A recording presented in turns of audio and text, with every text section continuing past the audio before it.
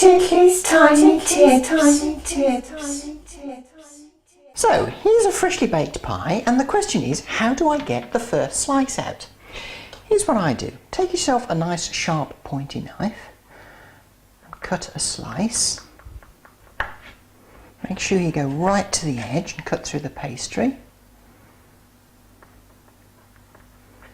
Then run your pointy knife down the edge as much as you can, just trying to free up the pastry from the side in case it's stuck.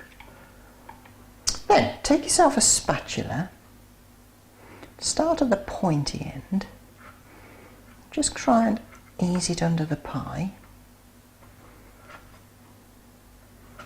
Do the same from the other side. And try and ease it down the pastry edge. To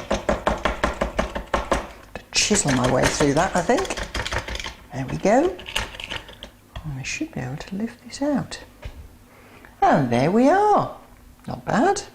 Missed a bit of pastry here, but 9 out of 10 for that.